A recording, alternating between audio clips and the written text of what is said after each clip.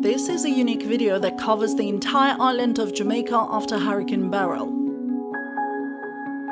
We did research and travelled all 14 parishes of Jamaica, and we also sourced footage from our subscribers to deliver the full story.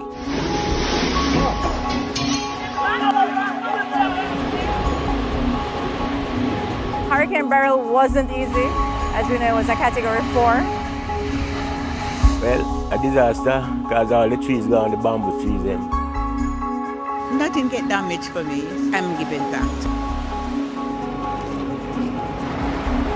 And the weirdest part was the next day, it was so beautiful.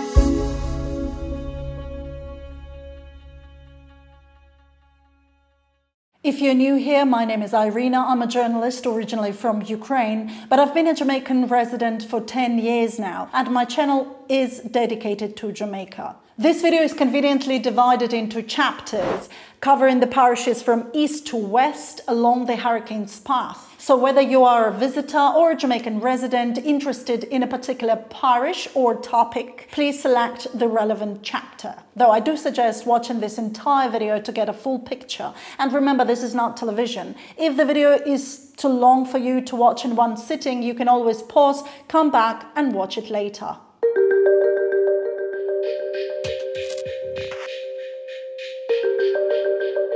Hurricane Beryl is the earliest recorded Category 5 hurricane in history. It developed from a tropical wave off the coast of Africa on the 25th of June. Rapidly intensifying, Beryl reached Category 5 status on the 2nd of July, with peak winds of 165 miles per hour. The storm affected multiple regions in the Caribbean, the Yucatan Peninsula and Texas, with most devastation in Carriacou Island. There have been at least 21 reported deaths directly from the hurricane in total, with 2 of them in Jamaica. By the time Hurricane Beryl reached Jamaica in the morning of the 3rd of July, it reduced to Category 4. It took a full day for the storm to cross the island, and as we can see from the path of the hurricane's eye, the most severe damage was done to the southern coastal areas of Jamaica.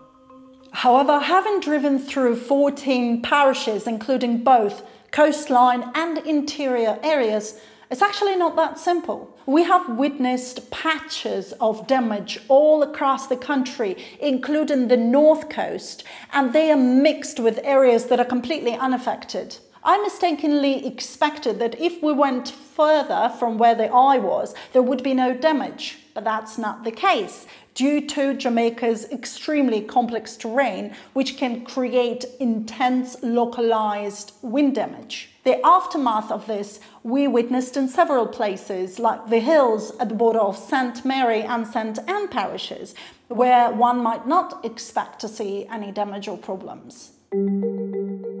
It's true that St.Elizabeth was the hardest hit parish, especially around Treasure Beach. But the second most damaged areas we've seen are in Manchester and Clarendon, as well as the western parts of Westmoreland and Hanover. And we should also remember the people in the rest of the country who also encountered losses. Structural damage is widespread across the country. 212 schools are affected, and a lot of effort needs to be put into repairs before the upcoming academic year. Over 500 municipal roads were impacted. The restoration of electricity, water and other services is extremely challenging, and the process is still ongoing due to the extensive damage and blocked roads. Before we continue, I'd like to underline that this video is not sponsored by any companies or government agencies. It is sponsored by me and you, our audience, especially these wonderful people on Patreon who donate their hard-earned cash to support our work and make these videos possible. So big up all our patrons, huge thanks guys. Now to the story. St.Thomas was the first parish affected, starting from the morning of the 3rd of July. As the hurricane was approaching, the storm surge flooded the coastline. For example, parts of Duany Pen were covered in seawater. The newly built roads survived well, except around Roselle, near Whitehorses, where the sides were damaged by the storm surge. Most houses were fortunate, with minimal damage from fallen trees, and most roofs remained intact. Several fishermen from St. Thomas survived the hurricane at sea. They went out on the 29th of June and then got caught up in the sea. Luckily, they made it through and came back safe after the hurricane. The real issue in St. Thomas was the damage to farms. Over 3,000 farmers were affected, with 350 hectares of crops lost to wind and floods in rural areas. Some farmers also lost their livestock.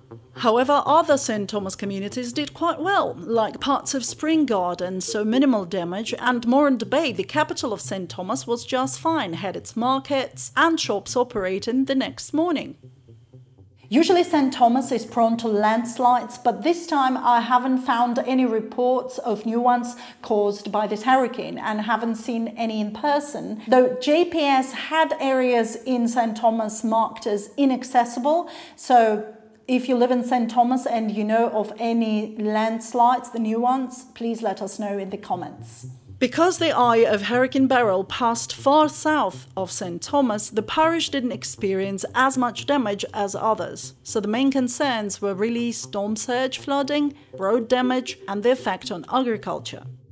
For more footage from different communities in St. Thomas, check out Big Super Road Vlog.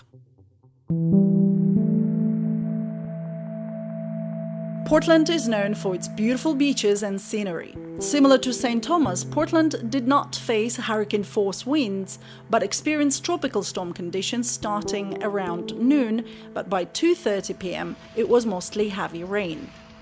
One of our subscribers kindly shared this footage that he filmed during the hurricane near the Sansan area. But everything was about down, all the trees. The barefoot trees and over here the window flicks. So let's see what a rough out there. And here's a place called Under the Rock along the coastline, hidden in a lagoon. But this is what was happening there during the hurricane. Hurricane a come through.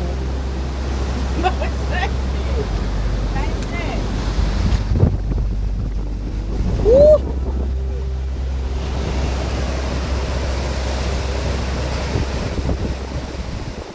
The aftermath of Hurricane Beryl. So I'm glad I didn't park my car right here. So the breadfruit tree over here fall on the roof over there. So far, yeah, everything looks good.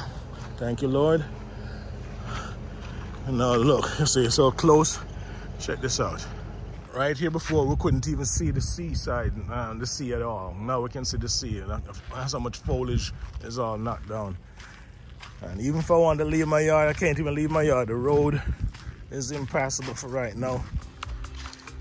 And this is the road that leads up to Sandals Resort and Panorama, the Anton, one of the road that goes to the Anton Resort up there. All right, this is, whoa, that's the high power line. Yep. So we're not gonna have power for a while. One serious issue in Portland after the hurricane is two massive landslides near Moortown, affecting recently resurfaced roads. Another major problem is that Portland is also one of the hardest hit parishes when it comes to farming, impacting crops like nutmeg, fruit trees, cocoa beans, bananas, and some coffee. In terms of structural damage, Portland did pretty well. I didn't see any roofs taken off. Port Antonio, the capital of Portland, lost some trees, but otherwise it's okay. Remember I mentioned that the damage was patchy, and Port Antonio had patches with no damage whatsoever.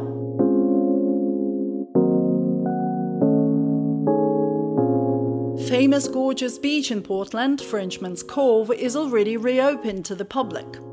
This is the footage from Sansan and the Monkey Island. They are being cleared from debris. Reach Falls are also up and running, as well as the Errol Flynn Marina. It's fully operating. So in general, Portland did relatively okay compared to others. And yes, that's what okay looks like. But the main problems there are damage to farming and the landslides that will take a while to fix.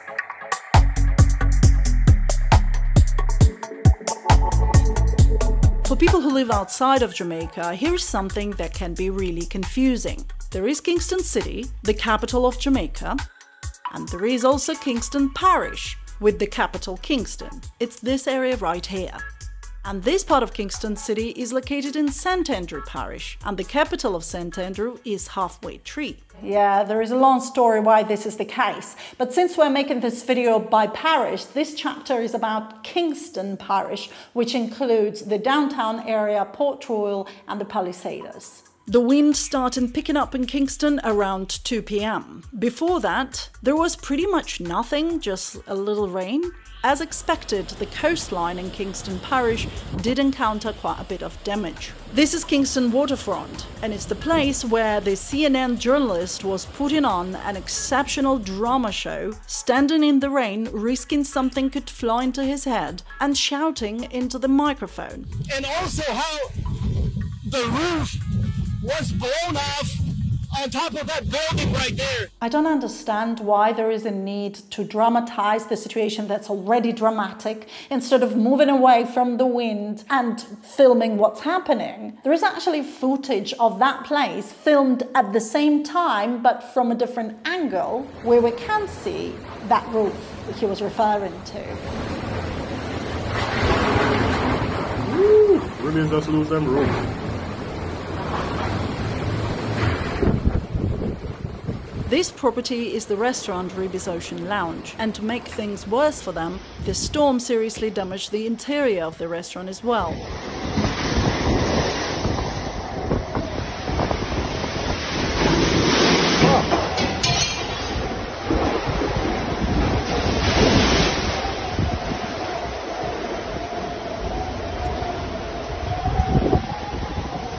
I don't understand why the guys who filmed this thought it was a good idea to stay in that building by the sea near glass windows with no proper gear during a Category 4 hurricane passing by. Why do people underestimate the dangers of the hurricane? The good news is that Ribis Ocean Lounge has already been repaired and is now open to welcome guests. Generally, the downtown area was fine. Actually, people were dancing and playing around in the rain in downtown on the day of the hurricane. And this time, they got really lucky, as the area didn't get hurricane winds.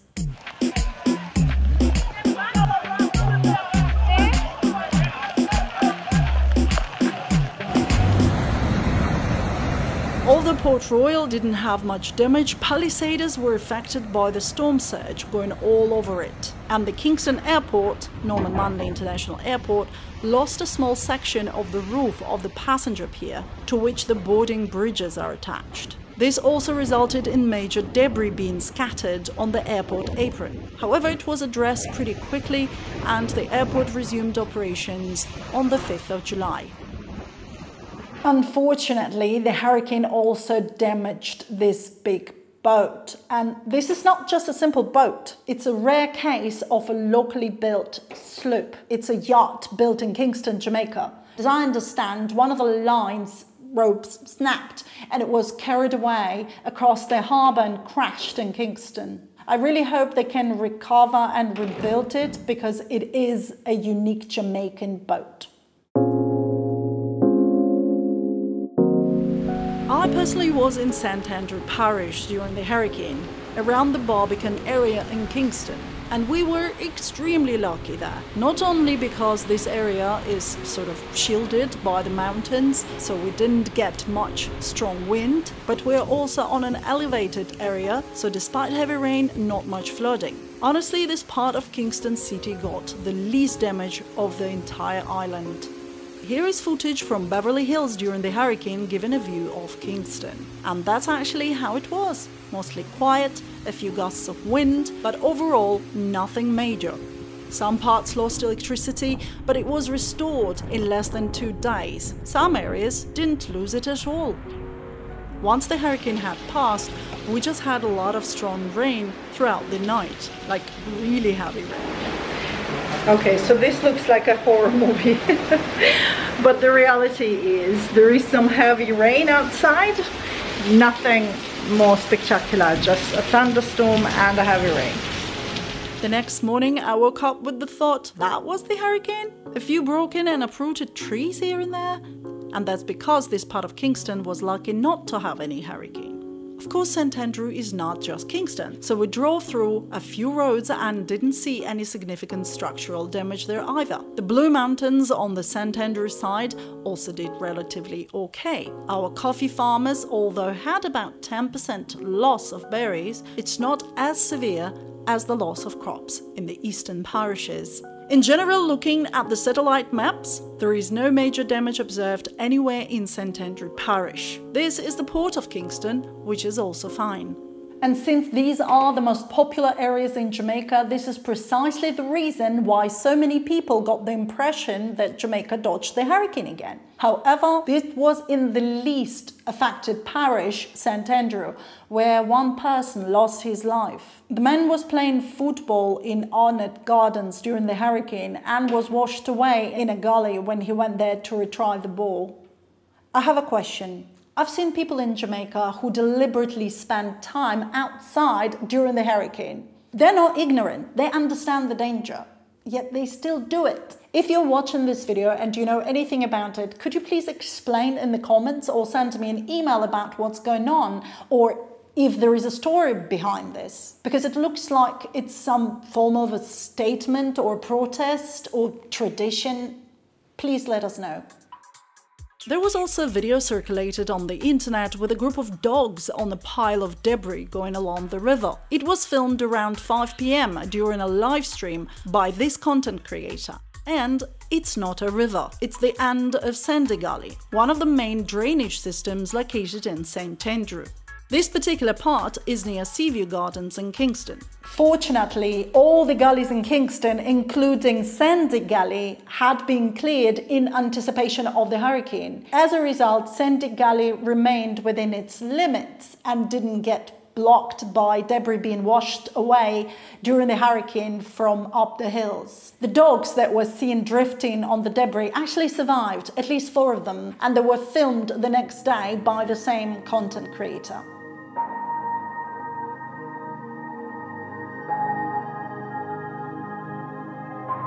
Once the hurricane passed Kingston, it began moving more northward, bringing the eye closer to Jamaica. St. Catherine Parish was the first to encounter some significant damage. But first, we start with Portmore. Even though it is right by the sea and usually prone to flooding, it was mostly spared this time. This satellite image of Greater Portmore before and after shows no major damaged structures. 1 mile past Portmore, however, we can see structures missing roofs and debris scattered on the field. The winds also devastated Hellshire Beach, which was in a poor condition even before the hurricane. Now the entrance is destroyed, containers are overturned, and there is extensive damage to all the structures in the area. Old Harbour Bay, which is primarily a fishing community, experienced a huge storm surge as well, causing devastation to both the buildings and the coastline. It was reported that a total of 104 residents were evacuated from the communities there and placed in 2 shelters. The fishing industry in the area was hit pretty hard as well and is now recovering.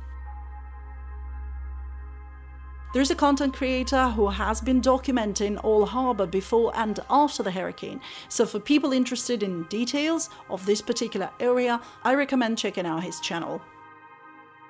The inland parts of Old Harbour around Big Pond were also flooded, but this time not only due to the hurricane, but also because of the tropical wave that brought a lot of rain in the next few days. This also affected residents in other rural areas, such as Bushy Park, where a bridge collapsed a few days after the hurricane as a result of flooding. Now the residents are cut off and struggling for help.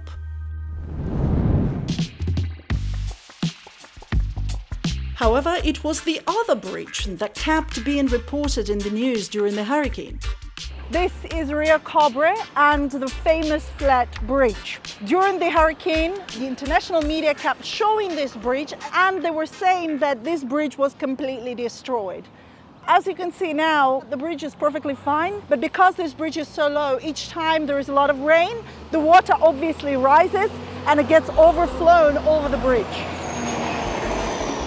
So please don't believe everything you see in the news, especially during the hurricane, because they don't have the access to the actual information or to the source of information, and they try to post whatever the content they can find.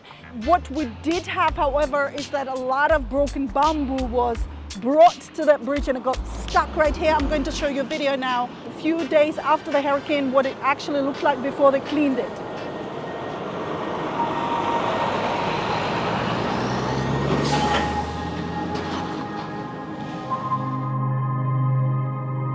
Spanish Town, the capital of St. Catherine, fared much better than the coastal communities, but still experienced some flooding. For instance, the Spanish Town Hospital got flooded during the hurricane due to heavy rain.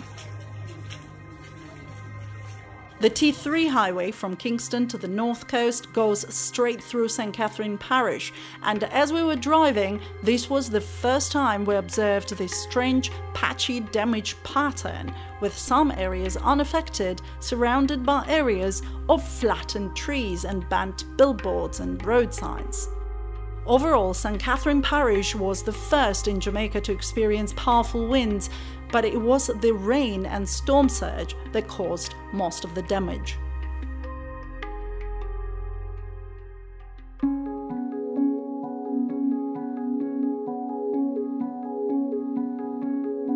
With St. Mary Parish, let's start with the good news. Its coastline got very lucky. Not much structural damage at all. This is Port Maria, the capital of St. Mary, and in most places it looks like nothing happened. Just a few broken trees, but most residential and historical buildings are all intact. However, there are parts of St. Mary that were not as lucky. St. Mary has a lot of farms. One of the large ones is where the bananas are grown for the popular St. Mary's brand by Jamaican producers. The farm is located close to Hanover Bay, and as you can see, unfortunately, a lot of these bananas got badly damaged. The official reports are saying that 90% of all commercial bananas are lost, and we're talking about the entire country, not just St. Mary. Some other St. Mary farms, however, survived this hurricane much better. Those featured on my channel earlier, the tomato farm and the plant nursery, are both from St. Mary, and they did well with only minor damage, but all structures held up. There are also big coconut plantations in this parish, but at the time of editing there was no published report from coconut farmers as to their losses, so all we can say for now is that most trees look okay. St. Mary Parish is also popular with tourism, and that's where we have one of the most important hotels in Jamaica, known today as Couples Tower Isle. It was Jamaica's first year-round resort from 1949, built by the founder Abe Issa. In 1978, he pioneered the all-inclusive concept for Couples Jamaica, which is the concept of all-inclusive hotels we know today. So this particular property is a historical pinpoint in the entire hotel industry, and it's a beautiful hotel. So I was pleased to see it survived really well. We're at Couples Tower Isle, the flagship of the Couples Resort. We were prepared for the hurricane, and we had everything organized, so the guests were taken care of and everything went smoothly. We were lucky. We really didn't have much damage. We had a few trees that were down, a few roof tiles were missing, and we lost some power, but we had a generator. We cleaned up within 2 days and everything is back to normal.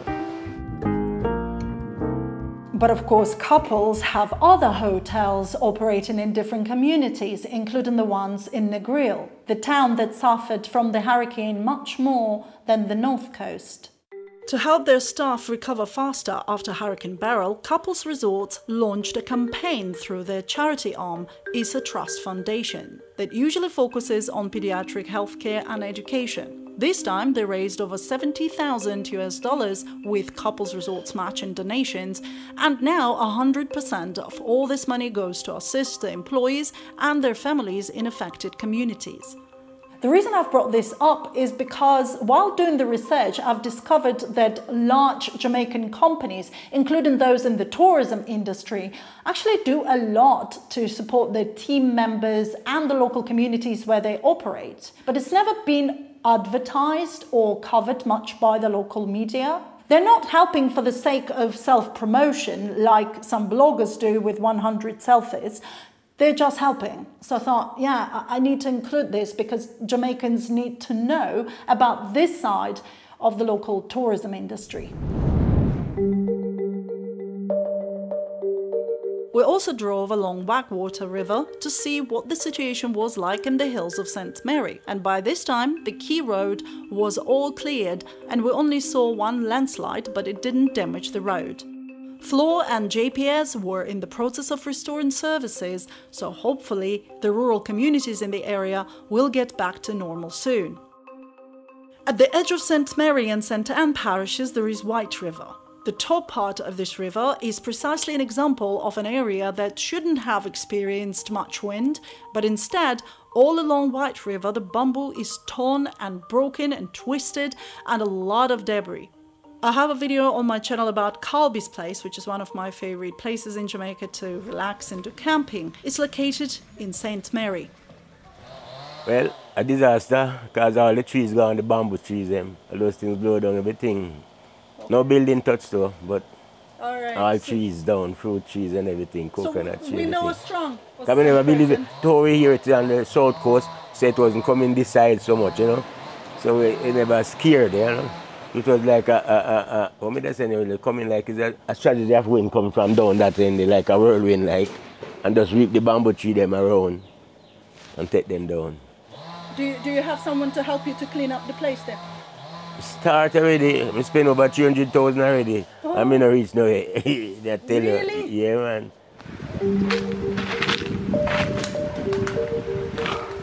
Wow, this is so much to clean up. Oh, look at this. The bamboo is blocking the entire river there.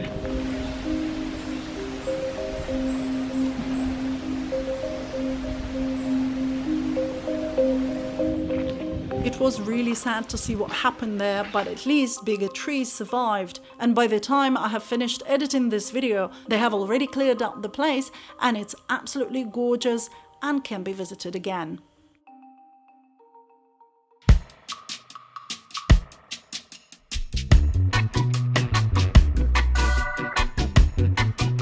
St.Ann is the largest parish in Jamaica, also known as the Garden Parish because of its lush vegetation and rivers.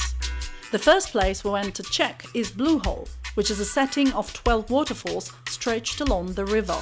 We did a lot of cleanup. We've been working from Wednesday, a lot of cleanup. So we almost at the right peak of beginning to start back everything. Who did the cleanup? Us guys here, the lifeguards. We're just trying to get some things started out so we could operate. Actually started to operate already, but we can't do the full thing. We only have a few pools operating now. When this video comes out, all the pools will be operative, so everybody can have the full service, the full blast time here at Island Gully Falls. The other attraction that also reopened very fast was Mystic Mountain. It's famous for its eco-friendly rainforest park with Sky Explorer chairlift and bobsled ride, among others. We were lucky, we had no major damage. There's a few buildings with roofs and gutters, but no major damage. There's a lot of trees that fell. We removed about 15,000 cubic feet of debris. That's incredible. This place was a carpet of leaves and branches. We got it all cleared and we opened on Sunday. You know, all the rides were inspected, tested. Sunday morning we opened to the public. Yes. Can guests now come and visit? Yeah, of course, please do. We are open as usual. Everything is operational. Bobsled, Ragamuffin is working, Sky Explorer, the pool is open, the Nancy's Web, the Rock. All those attractions are open and ready for the customers.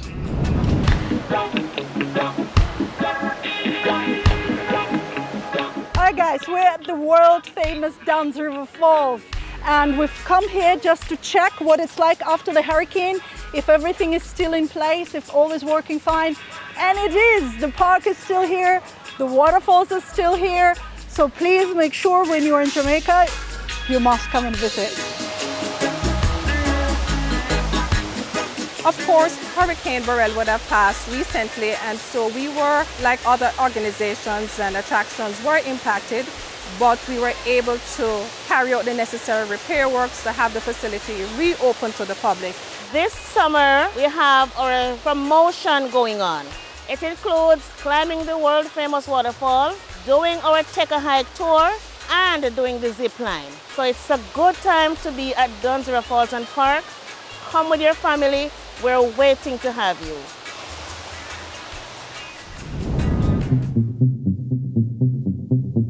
The entire coastline of St.Ann Parish, including the capital, St. Ann's Bay, did relatively okay as well. Just some patches of broken trees and a lineup of bent billboards and signs.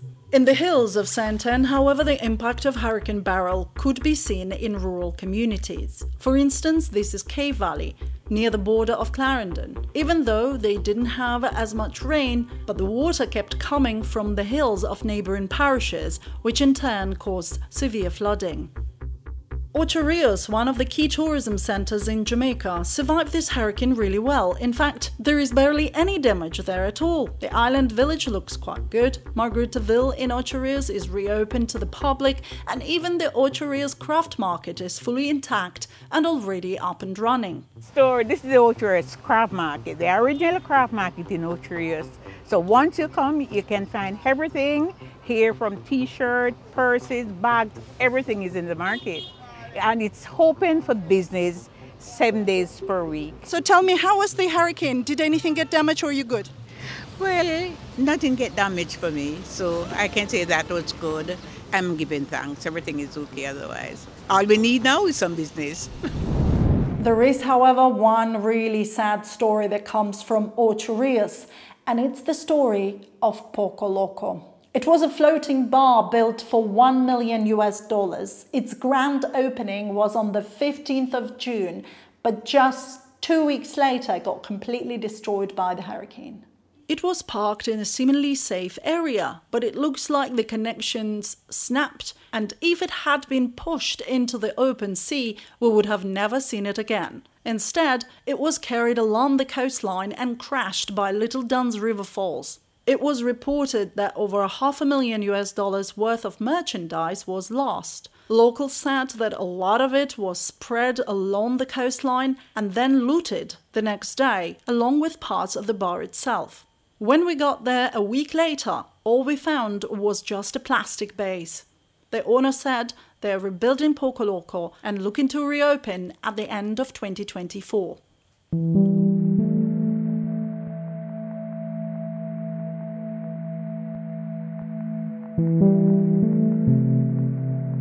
Clarendon is the most southern parish in Jamaica, and it was rather close to the path of the hurricane. The wind began getting strong from 2 p.m. and lasted for about 3 hours, along with heavy rain.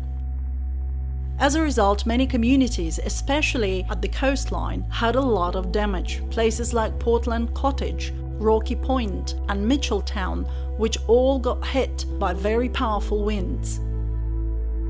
Apart from the downed trees and significant flooding in rural areas, there is a lot of structural damage too. This is a satellite map of Rocky Point. The homes marked in red are completely destroyed. The orange ones are seriously damaged, and the yellow ones have survived but potentially damaged. In Mitchelltown, while some houses were just missing roofs, other homes were reported to be completely destroyed, so people had to move to shelters. The overall picture in the southern part of Clarendon is very different from other parishes we have mentioned so far, but it is also different from the other parts of Clarendon. For instance, Maypan, the capital of Clarendon, was affected by the storm as well, but it's not as serious as the areas to the south of this parish. A few years ago, I posted a video on my channel about a beekeeper from Maypan, and he sent me an update from his farm after the hurricane. There was an ackee tree right there, kind of broke and dropped to that side. I did come out here and put on back some of the covers and stuff like that, because some of them did blow off. Those trees that fell on those hives there, the hives should seem like they're alright. And this is the footage from other residential area, Longwell Park in Clarendon, filmed during the hurricane. There are also several content creators on YouTube who posted videos during and right after the hurricane in Clarendon, where we can see rivers overflowing, a lot of flooded areas and structural damage. See the description for the links to these videos if you're interested in more details about Clarendon.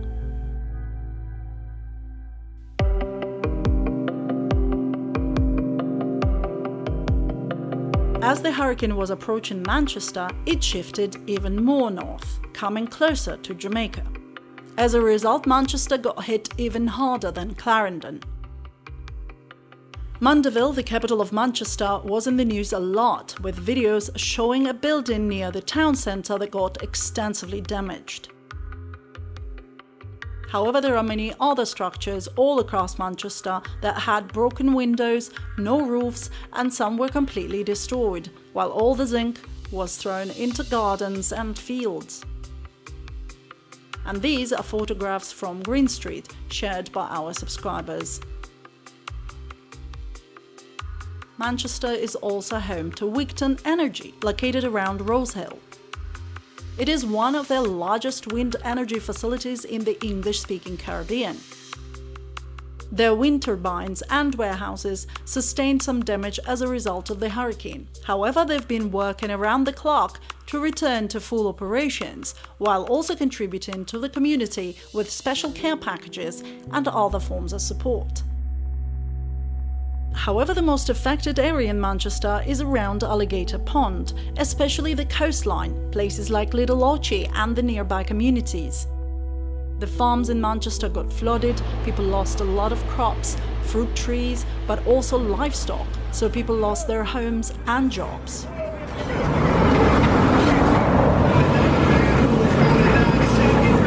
My name is Mr. Samuel. Nice to meet you, yes, sir. So tell me, do you live in the community? No, I live far away from here, you know. I'm in Mandeville, but in Shampton, Medstone. All right. Shampton, Medstone.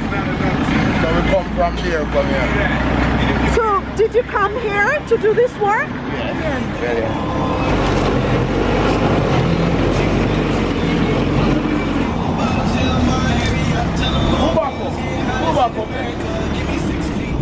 As we were driving, it made me think that it hasn't really been covered in the media that much. All the focus was, and still is, mostly on St. Elizabeth Parish, which indeed got hit the worst, and we'll get to it in a minute.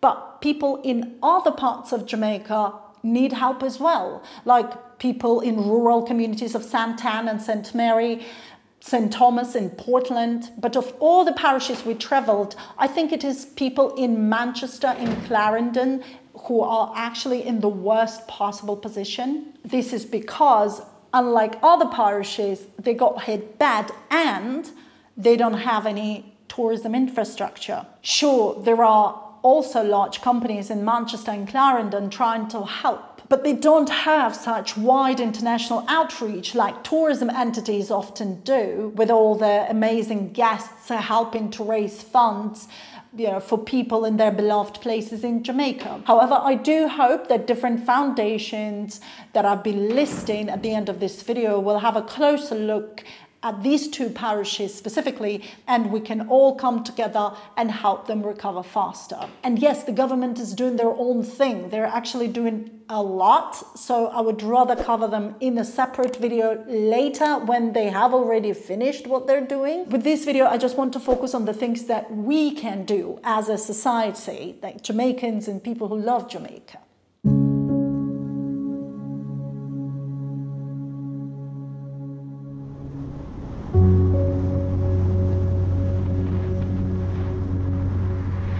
We've been to St. Elizabeth twice after the hurricane, but we were also there just 3 days before it hit, celebrating the Black River Film Festival. Then the hurricane came, and honestly, I don't even know where to start. It's going to be the longest chapter, obviously, but let's start with the positives. Yes, there are positives. Black River, the capital of St. Elizabeth, got relatively lucky. The parish church had some windows broken and trees were down in many places, but overall, Black River is doing okay. The river itself has been cleared, and key tourism spots like Black River Safari is already welcoming guests. Another bit of good news is that Pelican Bar survived, which is honestly a miracle given the hurricane winds. Back in 2004, Hurricane Ivan completely destroyed the bar, but this time it was different. There was another bar next to it that locals called a photocopy, and that one is gone. But the Pelican Bar still stands strong. The sad part is that Parity community located across from the Pelican Bar is completely devastated. If you look at this map, pay attention to all the red areas, they're flooded. This red spot down here is Parity, and if you think it looks bad on the map, it's much worse in real life. Most houses are severely damaged, roofs, windows, doors and walls gone. And on top of this, everything is flooded. This footage was filmed 10 days after the hurricane and the water is still there. How Pelican Bar survived this, nobody knows, but I hope tourists coming to Jamaica will use this opportunity to visit Pelican Bar and Black River attractions, enjoy their time and support the locals. St. Elizabeth! Come out to Black River High School this Sunday with the RGR Gleaner Communications Group. We'll have a one-on-one initiative, handing out care packages, and we want to hear. In the hills of St. Elizabeth, there is a famous road known as Bamboo Avenue, a tunnel made of bamboo. This was filmed just a few days before the hurricane, and this is after. Some parts of the tunnel have survived, but many didn't. It is still worth a drive, though it will take a while for this place to fully regrow. We went to Santa Cruz and things there were relatively okay compared to the rest of St. Elizabeth, but the center of Junction sustained a lot of damage.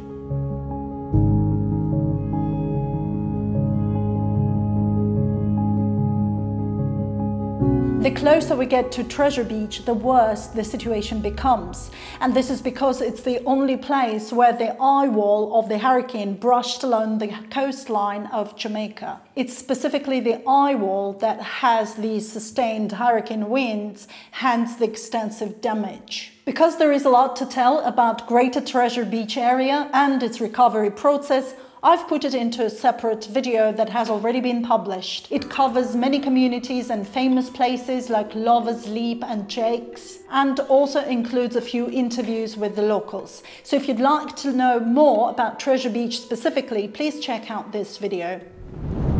The majority of houses in Jamaica are built of concrete today that can withstand powerful winds, and this is the only reason why we don't see even more devastation in St. Elizabeth. In fact, we've noticed quite a few modern houses where nothing happened to them, including the ones on the top of the hill that were just in Category 4 hurricane winds, yet still managed to stay fully intact, even the roof. A very different situation is with the traditional buildings in St. Elizabeth, which sustained a lot of damage during this hurricane. Near Lover's Leap, there is St. Mark's Anglican Church in Mayfield. It's a historical building, and as you can see, its roof is now completely gone, and the church is flooded. Another place is Monroe College, currently the only all-boys boarding school in Jamaica. It is reported that Hurricane Beryl damaged 32 of the 35 buildings on the Monroe College campus. Some of these buildings are almost 200 years old.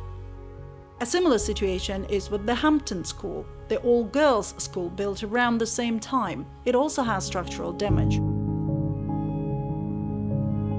This parish is not only the place where we see downed poles and power lines, but there is also severe damage to cell towers that got broken, twisted and bent. As a result, it's going to take months before everyone in St. Elizabeth can get full cell service and internet data again. However, there is extra hope for Treasure Beach because it's also home to the Breds Foundation. It's a charity organization that has been around for years, building and helping the Treasure Beach community develop. There are many beautiful properties around Treasure Beach, but there are also people who are much less fortunate. When a disaster strikes, they are the most vulnerable. Helping these people is a priority for the Breds Foundation.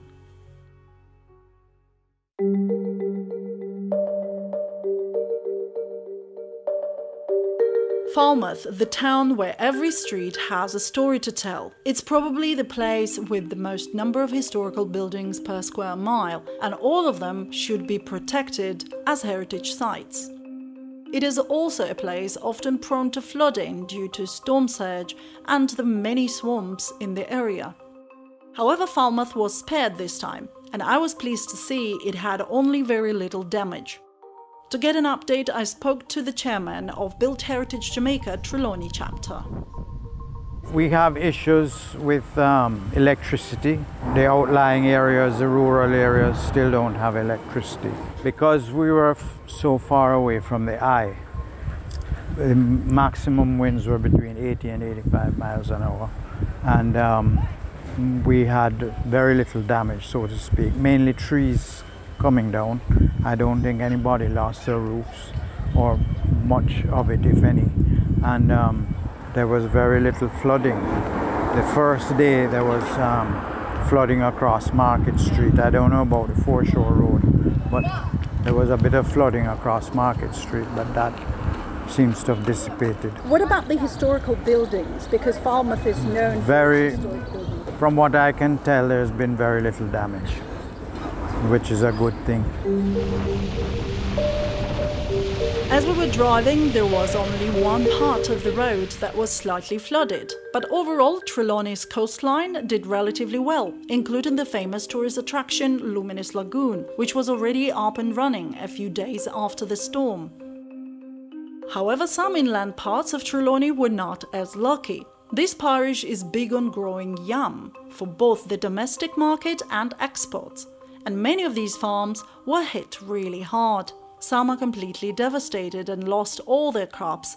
Others have hills of yams still up, but many are flattened. So Trelawny farmers will need extra help to recover after this hurricane.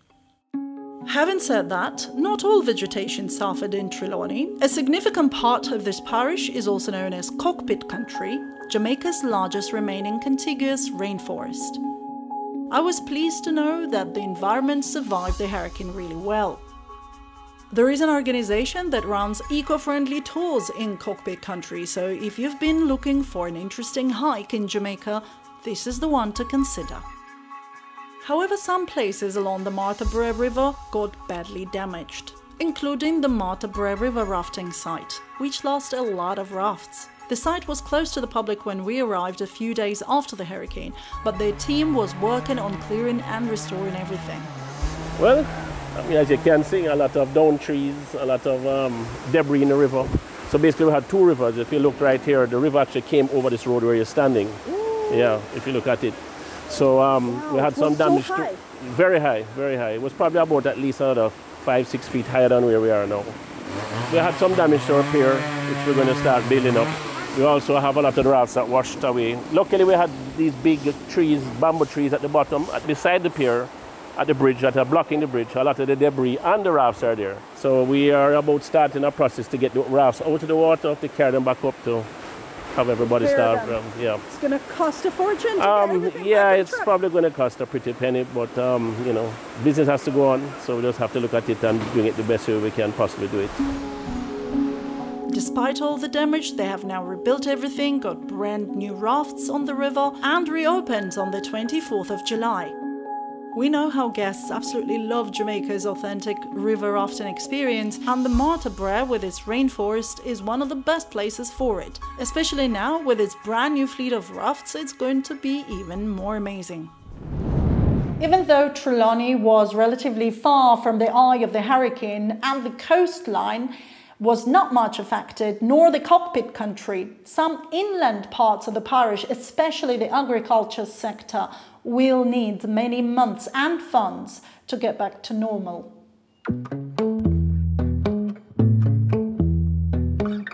St. James Parish. When it comes to the inland side and the hills, we have a similar situation to Trelawny, with damage to farming communities, especially along the rivers. There was also some flooding in the hills and further erosion happening to the roads and bridges. There is an interesting video footage published by PBC Jamaica showing different sections of St. James during and right after the hurricane, featuring different communities, so please check the link in the description if you're interested in more details. Montego Bay, the capital of St. James Parish, and also the capital of tourism in Jamaica. As you'll see, the city did relatively well, but more important, this is Sangster International Airport in Montego Bay. The reason it looks this way is not the hurricane, it's because at the time of filming, this airport is going through a large reconstruction to expand and add extra facilities. The airport was closed on the 2nd of July in preparation for the storm, but it has not sustained any major damage to prevent its operation, and hence it was reopened in the evening on the 4th of July, right after the hurricane. Another good news is that Doctor's Cave Beach, which is #1 beach in Montego Bay, was basically untouched by this hurricane. The beach, we didn't have any surges at all. Just a little bit of debris coming up, but nothing compared to what happened in February. I mean, February was more like the hurricane than what we experienced with Beryl. Just in preparation for the hurricane, we had to batten up our buildings and closing all the windows. We tried to make sure all of the chairs, everything was secure. Areas on the groin, all of those areas we had to secure the bathrooms, just to ensure we don't go through what we did in February. Doctor's Cave Bathing Club, the best beach, is open for everyone to come and enjoy a nice, peaceful and relaxing environment. The central street where most visitors come for souvenirs, locally referred to as Hip Strip, looks fine as well. There is upgrading to Margaritaville being done, so it's been closed for a few months now, but everything else is working as usual. Harmony Beach Park, although lost a few trees, is reopened again and welcoming visitors. Some trees also got downed along Howard Cook Boulevard, but they were quickly removed, and as I was editing, people were having a lot of fun at Sunfest and Rumfest. Famous historical places in St. James Parish, like Rose Hall Great House and Greenwood Great House, are operating and open to the public. So overall, Montego Bay got very lucky, at least some parts of it. Remember I mentioned the unfortunate situation with Poco Loco Bar in Ocho Rios and the Kingston yacht. Let me show you something from Montego Bay Yacht Club now. This is what it usually looks like. And here is the photo from the day of the hurricane. No boats. And that's because all of them went into hiding and stayed in the safest possible lagoon. My friend Caroline stayed on the boat during the hurricane and filmed some footage for us. Yeah, Irina, here it is, the height of the storm. The Lark is completely calm. All the boats are over here in the harbor. Came all the way from Ocho Rios and St.Thomas and everywhere else. And there's absolutely nothing happening except the light drizzle. It was so calm that people began to assume there was going to be no hurricane at all. But at the very same time, this is what was happening on the opposite side of Montego Bay. The reality is there was indeed strong wind. It started picking up in Montego Bay around 4 p.m. and gusts lasted for a few hours. But in the end, mostly a lot of damage to vegetation in some areas, but luckily nothing serious with infrastructure. While we're here, I'd like to mention one of my favorite resorts, the most iconic hotel in St. James, which this year has celebrated its 60th anniversary. It's a 400-acre property. It has its own golf course and equestrian centre, and that's of course Half Moon.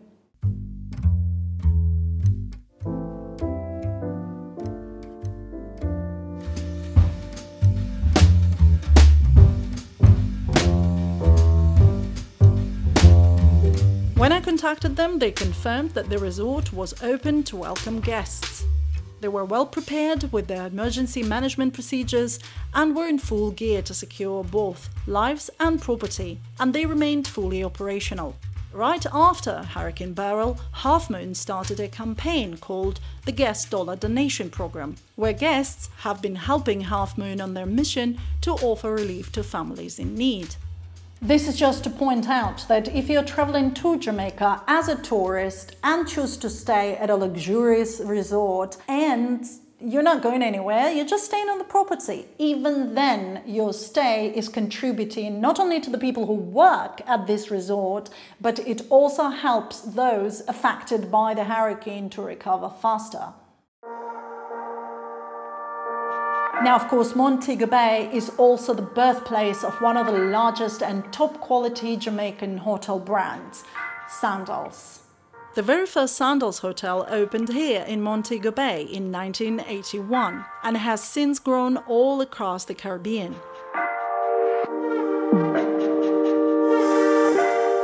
Even before the hurricane, there were a lot of viral TikTok videos of a Sandals general manager giving instructions on how to prepare for the hurricane that people found exceptionally useful and fun to watch. But the thing is, Sandals has resorts in other places such as Grenada and St. Vincent. And even though this video is about Jamaica, it's important to remember that Hurricane Beryl affected many people in the Caribbean. In some cases, the damage was much worse than what we experienced in Jamaica. And these people also need help.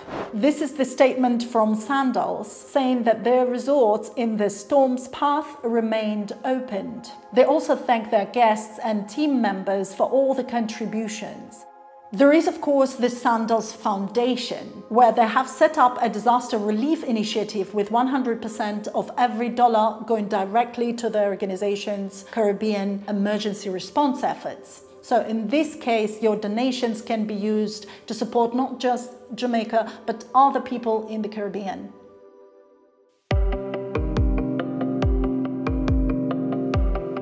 Closer to the evening, the hurricane made its way to the last two parishes in Jamaica, Hanover and Westmoreland.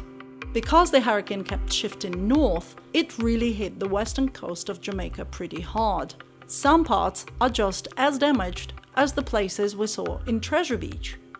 The capital of Westmoreland is Savannah La Mar, and houses there are also missing roofs and some have severe structural damage. One particular example is the Manning School, which was founded in Jamaica in the 1700s. School auditoriums are missing roofs completely, got flooded, and a lot of funds will be needed to restore them.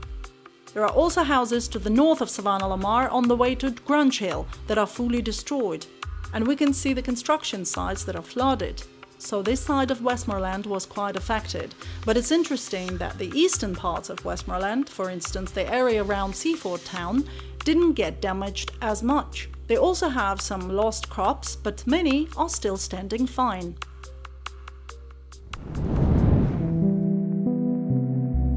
Negril is known as the capital of casual, and it has its own Negril vibes, usually so nice and chill. But when we were there, the consequences of the hurricane in Negril felt more obvious than in Montego Bay or Ocho Rios. Even 10 days later, it was still in the process of clearing and recovering. But there is also good news from Westmoreland Parish. 7 Mile Beach is still in place, everything is good, as beautiful as ever. Margaritaville in Negril is a famous place to enter 7 Mile Beach to relax, and we can see the wind damaged the roof a little bit, but otherwise it survived okay and is operating as usual. One of the top cliff bars in the world, Rick's Cafe, remained untouched. It was up and running literally the next day after the hurricane with their own generators and water supply. When we visited, it was surreal because everywhere else around it, the picture was very different. That's the sad part about Negril. This area is known as West End. Apart from the trees and poles being down, there is structural damage all over. The houses, roofs missing, and in some places, the road got worse, with parts eroded and washed off. There is a popular video on my channel, the interview with Winthrop Wellington, also known as THROP, who is a content creator on YouTube and the co-owner of Travelers Hotel in Negril. He's been posting a lot of videos during and after hurricane in Negril, so if interested in Negril specifically, please check them out. And we also went to see him for the updates. How did you make it through the hurricane? It was rough. This is my this is my third full-on hurricane, and this was for sure, in my opinion, my scariest hurricane that I've been through. And of course I had a hotel to manage here and the team, and I would say that was probably one of the biggest challenges, is going from an almost full hotel to then having people who were trying to get out, they couldn't get out, but had to stay, and then having a team to manage and help and assist those people before, during, and then after the hurricane. We expected the electricity to go out. We expected Digicel to go down, but not for so long. So it was like very difficult to get in touch with people. And it was like one of those things of like, you didn't know who was coming in the next day. So when people just showed up for work, you're just like, oh my God, you're okay. How's your family? And then they came in and then filled in the shift. So it was one of those things that like, and then speaking to other hoteliers, same thing was like, man, staffing was very, very challenging. You mean in Negril? No.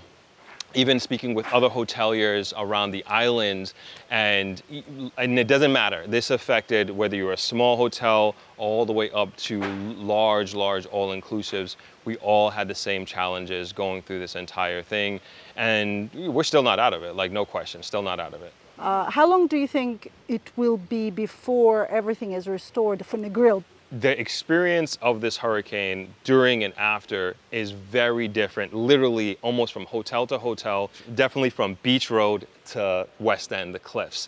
And so as far as I know, they do not have electricity right now. And I was speaking to a resident there. He doesn't think they're going to have electricity until August. But I have to say I was very impressed with how quickly Negril has responded, and at least the roads are clear and you can drive practically anywhere in Negril at this point in time. Should people come to Negril now? People should absolutely come to Negril. Maybe we won't have the shrimp pasta that you may always like to have because the supplier, for whatever reason, can't get it to us, that sort of thing. But for the most part, it's still, and the weirdest part was the next day, it was so beautiful. Like, it was almost as if like you could not tell if you went on that beach that anything at all happened. And I think it's still a great place to come to, and especially if you want to see Negril progress even better and faster, your presence here alone will help make that happen. So we here at Travelers were fortunate to be up and running back to essentially full operation at this point in time. And we are located, of course, right on the 7-mile strip, and we are ready and waiting to welcome you to Jamaica and welcome you to Negril.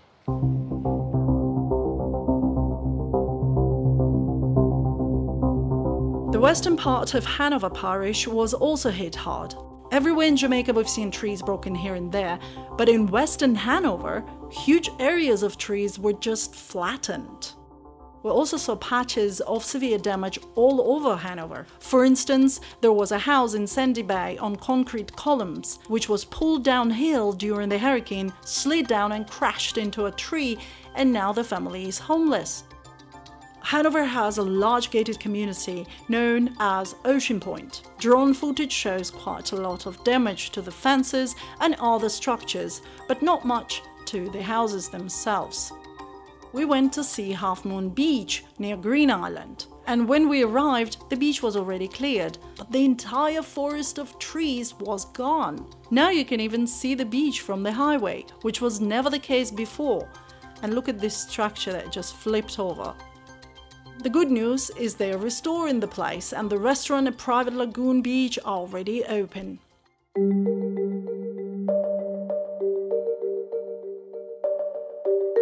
Lucy, the capital of Hanover, surprisingly survived the hurricane pretty well. This place has a lot of old buildings and is often prone to flooding from storm surges, but when we got there after the hurricane, all structures looked okay. The parish church is fine, and Fort Charlotte at the tip is also good. There is a large historical property in Hanover, the Tryall Club, which spans 2,200 acres. with beautiful villas and golf courses. Luckily, it sustained only minimal damage and it's up and running again, while the famous landmark by the road, the water wheel, is still in place.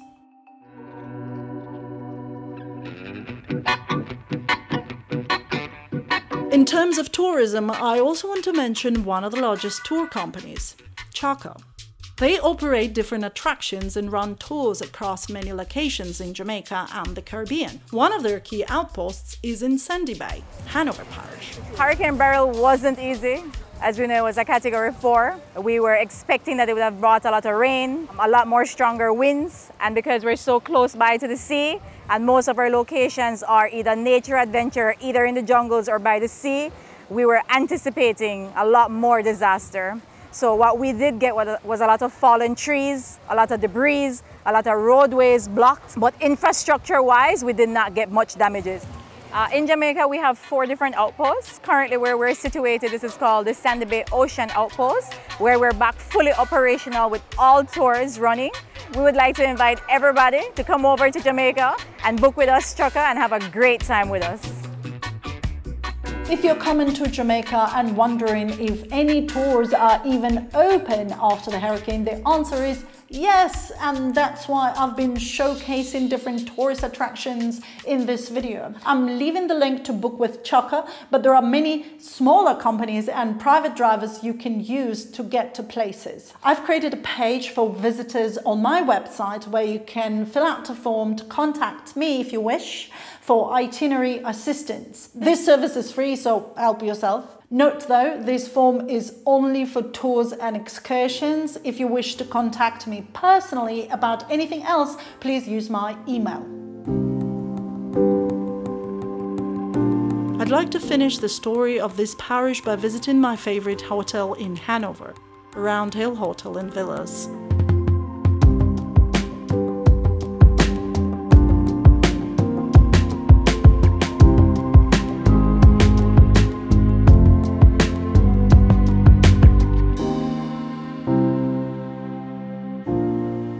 We are built in a very protective cove on the western slope of the Round Hill. So John Pringle, when he built this originally in 1952, he really sort of had Hurricane Charlie, who came through in 1951, in mind, and therefore he built it in the best possible location. So we did have very little damage to the actual resort. Only damage we had was on top of the hill, where a lot of the winds sort of really created some tree damage and some havoc there. But other than that, from a resort point of view, we were able to clean up very quickly, and our backup systems came in and supplied us for up to a week successfully. Thanks to the airport reopening on July 4, we were able to welcome visitors back to beautiful Jamaica and Round Hill. And I must say, everybody who has arrived has had a wonderful time. And fortunately enough, the weather has been absolutely divine. After the storm, all of a sudden the air cleaned up, it became sunny, beautiful, and it couldn't be any more gorgeous than swimming in this gorgeous ocean and sitting on this lovely beach. So we're all ready for business, and guests who have been here since then have enjoyed themselves enormously. Round Hill was established in 1952 and has since become an important part of Jamaica's story. From the late 1950s, they also began giving back to their community through Hanover Charities, which became one of the Western Jamaica's leading charitable organizations. They're now running the Hurricane Beryl Relief in Hanover Parish, so if you wish to support Jamaican people in Hanover and help them recover after the hurricane, this is the charity organization you can donate to. The drive around Jamaica after the hurricane has been quite emotional for me, and it was so nice to be able to stop at Round Hill for a few minutes to take a break and remind myself how privileged I am to live in Jamaica, one of the most beautiful islands in the world with unique, vibrant culture, and how incredibly resilient our Jamaican people are.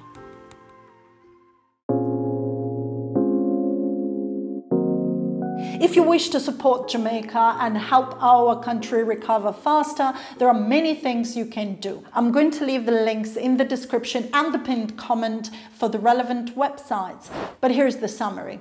You can donate to Jamaica through various foundations, send money directly to people you know, or come to Jamaica and travel around Jamaica as a tourist. Key players in the tourism industry are assisting their communities. So if you wish to come to Jamaica on vacation, have a fantastic time and support our country, that's also a great option. Thank you so much for watching. I hope you have found this video useful. If so, please don't forget to share it with as many people as you can.